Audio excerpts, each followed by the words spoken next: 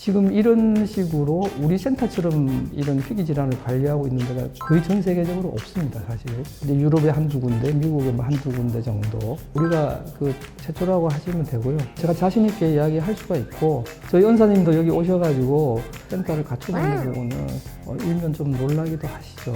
그렇게 세계적으로 이제知名도가 있으니까 지금 연수생들이 계속 오죠.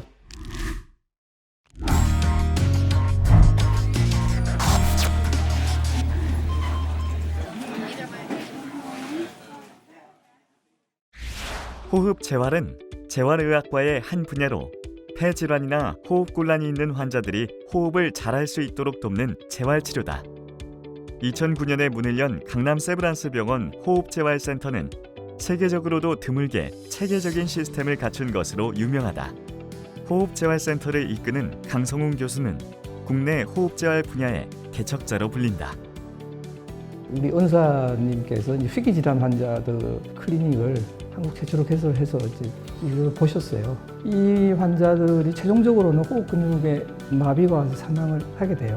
근데 사실 이제 의식은 또렷하고 인지 기능이라든지 모든 게 그 정상적인데 단지 호흡을 못해서 이제 사망을 하게 되고, 또 이게 어떻게 보면은 방법이 없지는 않을 것 같았어요. 미국에 가서 이제 1년 반 동안 연수를 하고 한국에 돌아와서 이제 호흡재활을 본격적으로 시작을 하게 된 겁니다. 강남 세브란스 병원의 호흡재활센터가 주목받는 이유는 단순히 재활치료에만 그치지 않고 환자와 가족을 적극적으로 지원하기 위한 시스템 자체를 고민하고 구축했다는 데 있다.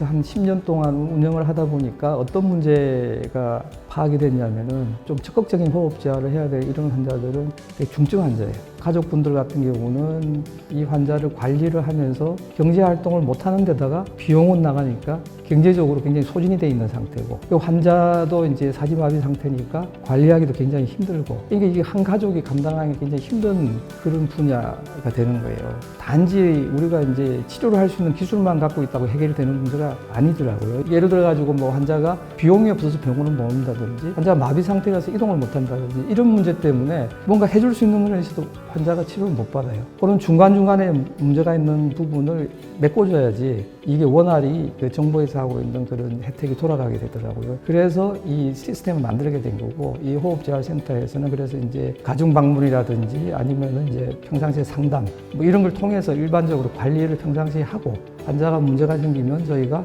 병원에서 치료를 하고, 이런 걸 하기 위해서 클리닉에서 센터로 이제 그 조직을 또 구체화시킨 거죠.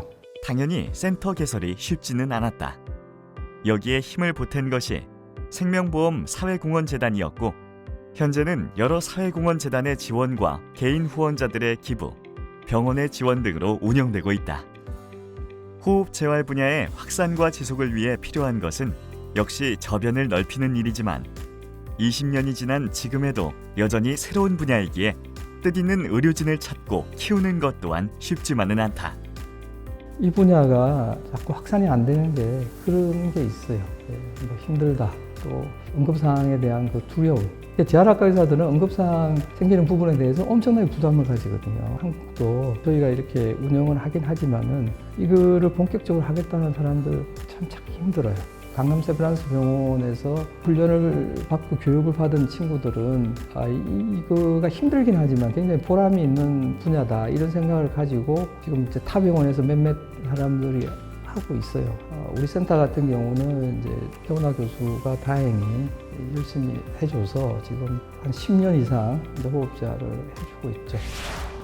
이런 중증 호흡 부전을 앓고 있는 많은 환자들, 신경근육질환이라던가 경수 척수 손상이라던가 이런 분들을 만났을 때 대부분의 의료진들이 이제 이 상태가 더 이상 치료해 줄 수 있는 게 없다라고 많이들 이제 생각하시고, 이제 환자분들한테 뭐 특별히 치료할 게 없어요라고 얘기하시는 의료진들이 아직 조금 있으세요. 근데 그렇지 않거든요. 저희가 환자분의 관리를 통해서 어떤 삶의 질이라던가 환자분의 그 삶이 많이 변화가 생기거든요. 환자분들이 저희가 조금만 관심을 가지고 조금만 지원을 해주면 훨씬 많이 좋아질 수 있다라는 걸 말씀드리고 싶어요.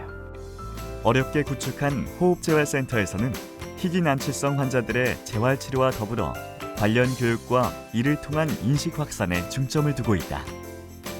제일 첫 번째가 교육 사업이에요. 그래서 이제 의료 인력을 교육시키기 위해서 봄에 워크숍을 하고 가을에 이제 심포지움을 합니다. 환자 가족분들이 환자를 관리를 해야 되니까 환자나 보호자를 위한 그 심포지움도 또 매년 한 번씩 합니다. 특히 강성훈 교수가 마음을 쓰는 곳은 저개발 국가다. 의료진 교육을 통해 호흡재활 치료 시스템을 구축하도록 돕는 일에도 앞장서고 있다. 지금 이런 식으로 우리 센터처럼 이렇게 이런 희귀 질환을 관리하고 있는 데가 거의 전 세계적으로 없습니다, 사실. 그리고 환자는 어느 나라나 있을 거 아니에요. 그래서 이제 제가 2010년도부터 센터가 설립되고 나서 국제 교육 사업을 해요. 외국에 있는 의사들을 데리고 와서 이렇게 초빙을 해서 여기서 이제 한 달 정도 교육을 시켜서 자기 나라에서 이제 이런 호흡재활 시스템을 만들 수 있게끔 그런 교육을 합니다. 제가 사실 해외 교육 처음에 시작하자고 하셨을 때 누가 오겠냐고 제가 약간 그렇게 말씀을 드렸어요. 그런데 자신 있다고 하셨는데 정말 그 뒤로 계속 오는 걸 보고 역시 교수님은 뭔가 성견지명이 있으시구나. 교수님께서 그렇게 선구적으로 항상 성견지명 있게 일을 하시니까 제가 이렇게 따라오게 됐던 것 같습니다. 그게 많이 뿌듯하긴 했어요. 힘도 많이 들었지만. 지금 코로나 때문에 이제 중단이 됐지만은 그동안에 12개국에서 32명이 왔다 갔거든요. 그 다음에 주기적으로 가서 교육을 해줘요. 해주면서 그쪽에 병원장을 만나서 이 중요성에 대해서 설명도 하고, 제가 볼 때는 제가 한 것보다 더 많이 걸리겠죠. 근데 이제 초창기에 왔다 간 그 나라들, 태국이라든지 인도네시아 이런 데서는 일단 팀은 꾸려졌어요. 근데 이 기초가 조금씩 시작하는 기미는 보이는 거죠, 이제. 될 거예요, 아마. 저도 이제 강남 세브란스 호흡재활 센터 같은 이런 시스템을 몇몇 나라에 이렇게 구축해주는 그게 제 이제 앞으로의 꿈이고 희망이기 때문에 그거는 계속 제가 교육 지원도 하고 여러 가지 이루신 방면으로 아마 도움을 주기도 하고 이렇게 하면 아마 될 것 같아요. 네. 강남 세브란스 병원 호흡재활센터는 호흡재활이라는 분야를 개척하고 학문으로서의 실체를 만들었다. 그러나 이보다 더 중요하고 큰 가치는 호흡재활을 통해 희귀난치성 신경근육병 환자들에게 새로운 삶의 가능성을 열어주었다는 점이다. 국내에 호흡재활을 알리는 쉽지 않은 일을 해내면서도 해외 저개발 국가에 정말로 도움이 되는 호흡재활 시스템을 이식하려는 강성훈 교수와 호흡재활센터의 행보는 분명 더 나은 세상을 만드는 디딤돌이 될 것이다.